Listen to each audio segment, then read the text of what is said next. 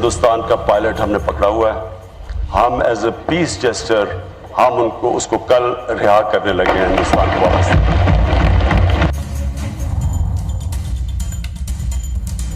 और pilot project होने के बाद स्केलेबल किया जाता है।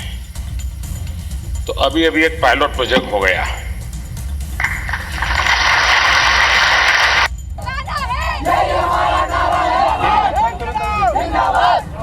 उसके लिए एक सपोर्ट है कि हम उनके साथ हैं, वो जो भी करेंगे हम उनके साथ खड़े रहेंगे। 16 था उसको नष्ट किया है।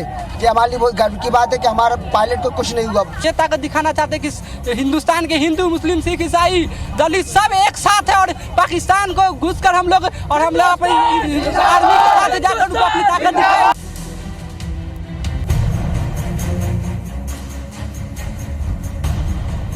हमारी सेनाओं के सामर्थ्य पर हमें भरोसा है।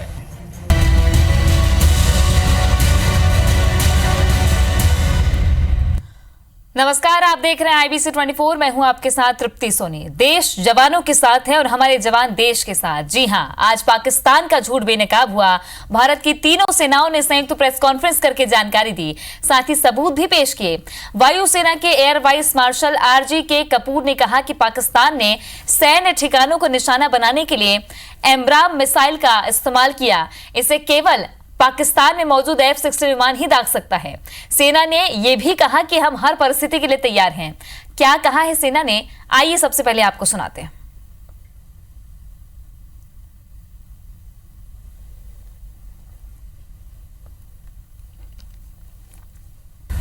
The fact, however, is that Indian Army units had reported sighting 2 parachutes falling in POJ&K, which were of 2 F-16 pilots, the aircraft which was shot down by the MiG-21. Pakistan later in the evening changed its statement to say that 1 Indian pilot was in their custody. Therefore, it was only by late evening that Pakistan accepted the fact. Therefore, the fact remains that 1 F-16 of PAF was shot down by IF MiG-21 Bison. IF remains ever vigilant, ready and committed to take on any eventuality. IF has also learned that Pakistan has announced that Wing Commander Abhinandan will be returned to India tomorrow. IF is happy and looks forward to return of Wing Commander Abhinandan. I wish to assure the nation that we are fully prepared and in a heightened state of readiness to respond to any provocation by Pakistan. Despite the turn of events, as you all are aware, the Indian Army is committed to maintaining peace and stability in the region and will continue to act against agencies who harbor inimical designs against India and the citizens of our country. Any misadventure by Pakistan in the maritime domain,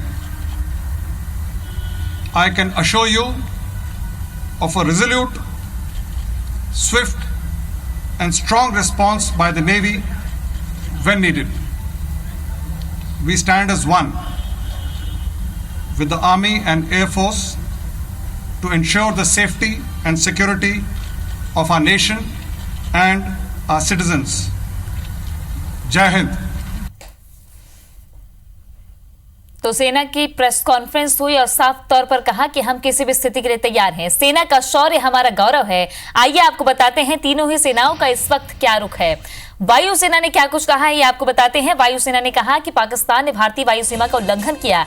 27 फरवरी को पाक के जंगी विमान हमारी सीमा में घुसे, हमारे सैन्य ठिकानों को निशाना बनाने की कोशिश की, जिसे हमने नाकाम किया। पाकिस्तान ने कई गलत बयान दिए। पाकिस्तान ने भारतीय वायु सीमा का उल्लंघन किया। पाकिस्तान ने 2 विमान गिराने का झूठ बोला।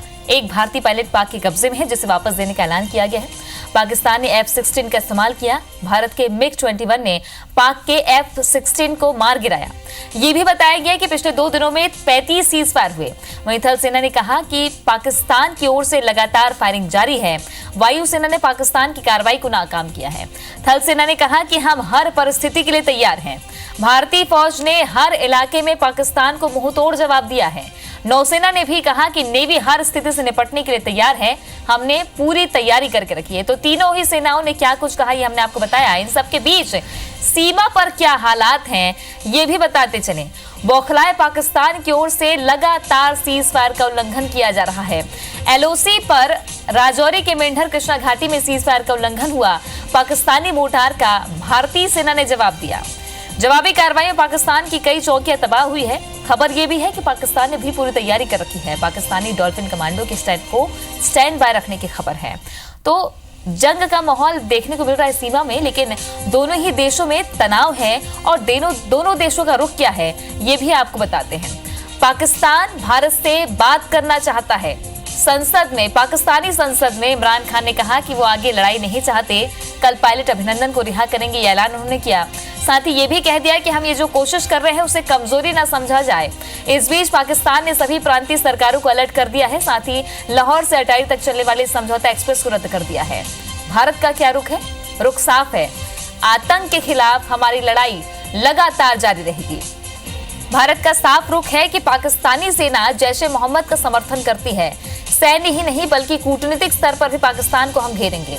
पायलट को सकुशल रिहा करने की मांग हमारी है।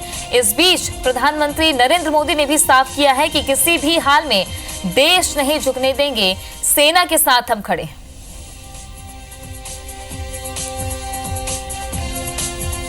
तो शांति का राग, लेकिन आतंक पर क्या कहोगे, ये पाकिस्तान को साफ संकेत है। और आज जो प्रेस कॉन्फ्रेंस सेना ने की है उस पर साफ तौर पर हमने देखा कि पाकिस्तान का झूठ बेनकाब हुआ है। सबूत हमने पेश किए हैं।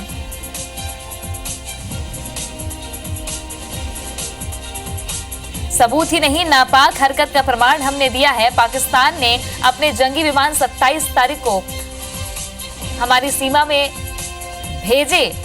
हमारे जवान सतर्क रहे और उन्होंने पाकिस्तान के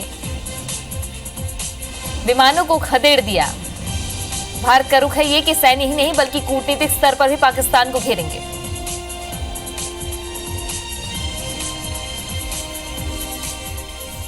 पायलट को सकुशल रिहा करने की मांग है। हालांकि पाकिस्तानी संसद में आज प्रधानमंत्री इमरान खान ने कहा कि हम अभिनंदन को कल वापस करेंगे और सूत्रों से खबर है कि वाघा बॉर्डर से उनकी वापसी हो सकती है। प्रधानमंत्री नरेंद्र मोदी ने साफ तौर पर कहा है कि देश किसी भी कीमत पर झुकेगा नहीं, किसी दबाव में देश नहीं झुकेगा। हर मोर्चे पर पाकिस्तान को जवाब दिया जाएगा।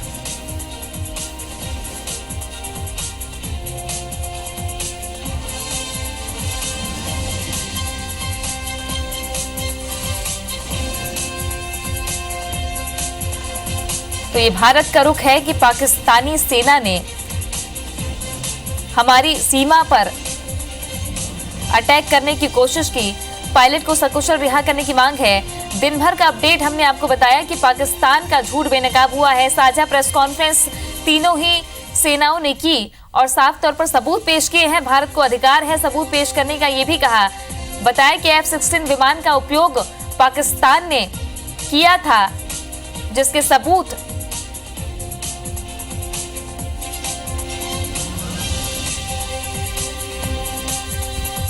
भारत ने दिया।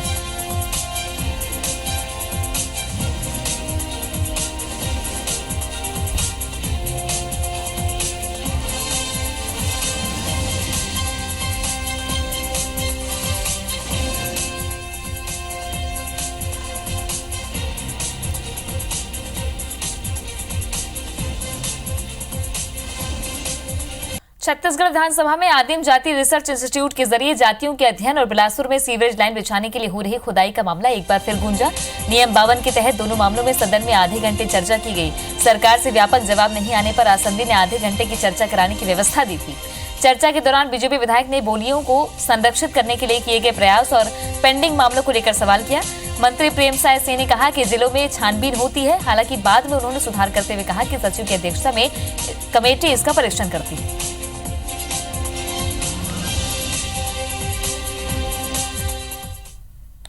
जी उस दिन जवाब नहीं दे पाए थे। माननीय अध्यक्ष जी ने आधे घंटे की चर्चा स्वीकृत की और दुर्भाग्यजनक स्थिति यह है कि आज भी आधे घंटे की चर्चा में मंत्री जी एक भी प्रश्न का जवाब नहीं दे पाए। सुप्रीम कोर्ट ने बिना पट्टे वाले आदिवासियों को बेदखल करने वाले आदेश पर स्टे दे दिया है। राज्यसभा सांसद विवेक तन्खा की दलील के बाद सुप्रीम कोर्ट ने ये स्टे दिया। आदिवासियों के इस मुद्दे और वन अधिकार कानून को लेकर रायपुर में कांग्रेस की एक अहम बैठक हुई। राजीव भवन में हुई इस बैठक में आदिवासी कांग्रेस के प्रदेश पदाधिकारी और जिला अध्यक्ष शामिल हुए। वहीं मुख्यमंत्री भूपेश बघेल और मंत्री कवासी लखमा भी इस बैठक में शामिल हुए। सुप्रीम कोर्ट में बात रखी जा सके और उसके तहत हमने विवेक तन्खा जी से आग्रह किया और वहाँ सुप्रीम कोर्ट में दलील रखी और इस कार्रवाई पर रोक लगाने का निर्देश दिया है, स्टे मिला है। इसके लिए मैं सभी आदिवासी भाइयों को और तन्खा साहब को धन्यवाद देता हूँ। मुख्यमंत्री जी से खबर लगा कि पहुँच रहे हैं और आदिवासियों को बधाई दे रहे हैं कि आप लोगों का जो शंका था उसमें हमने वकील खड़ा किया था और स्थगन मिल गया है। अब बेदखली कार्रवाई नहीं होगी। अभी सुप्रीम कोर्ट ने जो आदेश दिया है उसमें भी भारतीय जनता पार्टी और हमारी सरकार विचार कर रही है कि हम कैसे आदिवासियों को संरक्षण दे सके, उनको तकलीफ ना हो, उनको बेदखली ना हो। इसके लिए वो उचित कदम उठाने के प्रयास कर रहे हैं। छत्तीसगढ़ के बिजली उपभोक्ताओं को राहत मिली है। राज्य के विद्युत नियामक आयोग ने बिजली की दरों में कमी की घोषणा की है। इसके तहत आम लोगों की बिजली की दरें 10 से लेकर 3% तक घटाई गई है। आयोग ने 5 स्लैब इस बार बनाए हैं और इनमें अलग अलग स्लैब में ये छूट दी गई है। 100 यूनिट तक बिजली की दरें 10% घटाकर ₹3.76 की जगह ₹3.40 करने की घोषणा की है। वहीं 200 से लेकर 400 यूनिट तक की दरें अब 7% घट जाएंगी। इस स्लैब की दरें 3.80 की जगह ₹3.60 होंगी। नए दरों के बारे में हमारे संवाददाता स्टार जैन ने विद्युत नियामक आयोग के चेयरमैन DS मिश्रा से बातचीत की है। लंबे समय बाद छत्तीसगढ़ में बिजली की दरों में कमी की गई है। छत्तीसगढ़ राज्य विद्युत नियामक आयोग ने नए टैरिफ की डिक्लेरेशन की है, जिसके मुताबिक हर वर्ग में जो है टैरिफ में कमी की गई है। और मैं आपको फिर से बता दूं कि लंबे समय बाद बड़ी कमी की गई है। विद्युत नियामक आयोग के चेयरमैन DS मिश्रा जी हमारे साथ मौजूद हैं। सर, लंबे समय बाद विद्युत नियामक आयोग ने बिजली की दरों में काफी कमी की है। मेरे हिसाब से हम कहेंगे कि युक्त किया गया है, रैशनलाइजेशन किया गया है। विशेषकर ये ध्यान रखा गया है कि जो आर्थिक रूप से कमजोर वर्ग हैं उनके कंजम्पशन जो लेवल है वो 100 यूनिट से कम है, तो उनको इस प्रकार बनाया जाए कि वो उससे ऊपर कंजम्पशन कर पाए। इसलिए उनके जो रेट्स थे उसमें कमी तो नहीं युक्त किया गया है, हम ऐसा मानते हैं। कृषि सेक्टर की बात करें तो उस पर क्या प्रावधान किए गए नए टैरिफ में? एक तो किसानों के लिए जो अभी प्रचलित दर है उसमें लगभग 6 से 7% की कमी की गई है उनके एनर्जी चार्जेस में। उनके टेम्पररी कनेक्शंस की जो प्रॉब्लम थी उसको सॉल्व किया गया है। इंडस्ट्रीज भी काफी इम्पोर्टेंट फैक्टर है, क्योंकि मैक्सिमम लोड उनके पास रहता है जो बिजली विभाग के उपयोग करती हैं, और उनकी भी काफी कुछ मांगे थी कि प्रावधान किए जाएं, तो उनको लेकर कुछ प्रावधान किए गए सर नए टैरिफ में? जी, अभी जो मेन सुधार का जो परिवर्तन किया गया है, जो रैशनलाइजेशन भी है, वो ये है कि प्रचलित प्रथा अनुसार उनके जो फिक्स्ड चार्जेस हुआ करता था वो कॉन्ट्रैक्ट लोड या कॉन्ट्रैक्ट डिमांड के आधार पर हुआ करता था। अभी जो परिवर्तन किया गया है वो कॉन्ट्रैक्ट लोड के या कॉन्ट्रैक्टेड लोड के स्थान पर डिमांड लोड, इसका मतलब जो मीटर में जो दिखाई देगा लोड फैक्टर उसी के अनुसार होगा, तो उसमें उनको काफी राहत मिलेगी। इसके अलावा स्टील सेक्टर को तो राहत दी गई है। जैसे स्टील उद्योग जो पावर फैक्टर जो लोड फैक्टर इंसेंटिव था उसमें 65 से दिया जाता था परसेंट से, अब उसको 63% से दिया जाना प्रारंभ हो जाएगा। 2% जो नीचे वाले लोग हैं उनको, प्लस उनके जो फिक्स चार्जेस हैं उसमें कमी की गई है पर यूनिट चार्जेस में। रोलिंग मिल के लिए काफी सरलीकरण किया गया है। उनकी जो लोड फैक्टर है जो 25% के अंदर जो रोलिंग मिल आते थे शिथिल करते हुए 35% कर दिया गया है।